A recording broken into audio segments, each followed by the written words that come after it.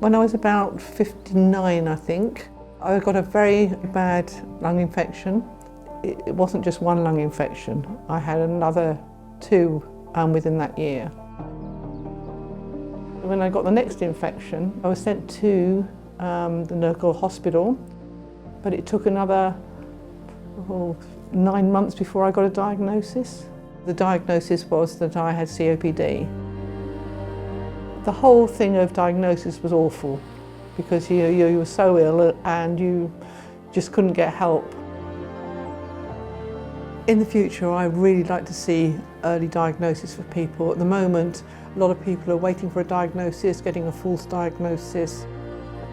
I'd like to see more research going into the causes of COPD and other lung conditions.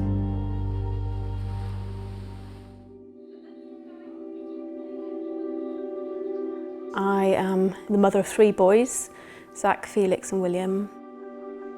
Felix took ill in November 2017.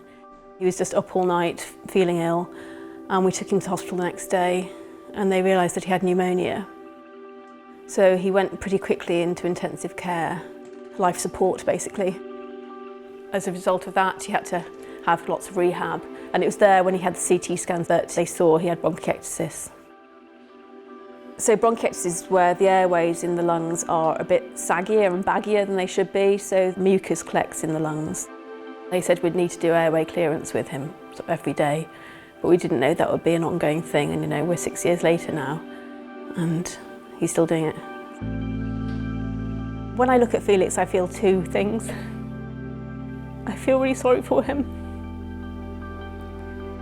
I also feel really, really proud of him. Although it's unfair, he just gets on with stuff, doesn't let it stop him do things.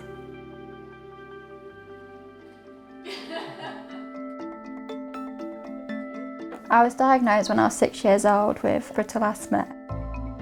I've been in and out of hospital on various medications as well as regular asthma inhalers and tablets.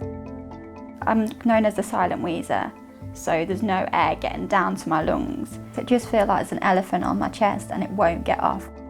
There will be that point where I just crash.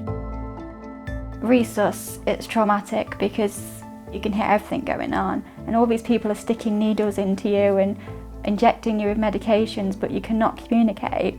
And obviously when you've come round, they just leave. At 20 years old, I was on a mobility scooter at home. I had no life. My partner was my carer. It was just no life at all. It's taken 3 different biologics to get me where I am now. I'm on dupilumab. I'd say it's a miracle.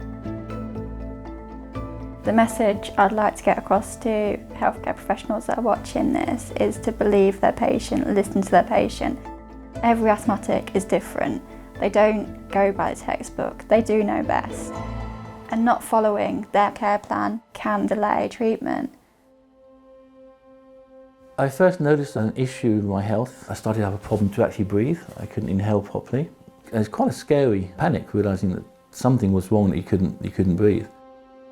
I have emphysema, but I also have something called ankylosing spondylitis. It's 4 years ago when these started, both of them, and I'm still not completely clear about all the different symptoms. But partly because I don't have anyone in front of me that says this is how things link and this is why. As a patient, you're not armed to manage your own condition because you don't have the language, you don't have the background. When something hurts, you don't know. You don't know where it is, and pain's a pain. So there's a fantastic loss of communication. It's disjointed who I can see, it's disjointed how they talk to each other. People aren't getting better for it, people are just getting frustrated.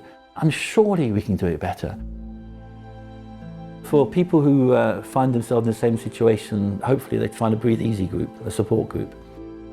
They'll have the 8 to 10 things which you want to be doing, the exercise, the diet, the anxiety support. So support groups, go for it. And they'll give you the right support to get you in the right place. Bronchiectasis just isn't very well known, so I'd really like awareness of the condition to be raised. I'd like medical experts to know what an emotional toll it takes on you as well. I'd really love there to be some research that helps improve the condition, if not cure it, obviously, ideally. Unfortunately, my body does get used to medications, and that is what I do dread for the future. Therefore, the research needs to continue and other biologics do need to be created. But for now, I'll just hold on to that hope and live that life that I've got at the moment. My advice to people who've been newly diagnosed with a lung condition like mine would be to make sure that you are doing everything you can to stay fit and well. I can swim for a mile, I've got a flute, I've got a bicycle. My mum was only diagnosed when she was 87 and she lived to 94, and I'm planning to do much the same.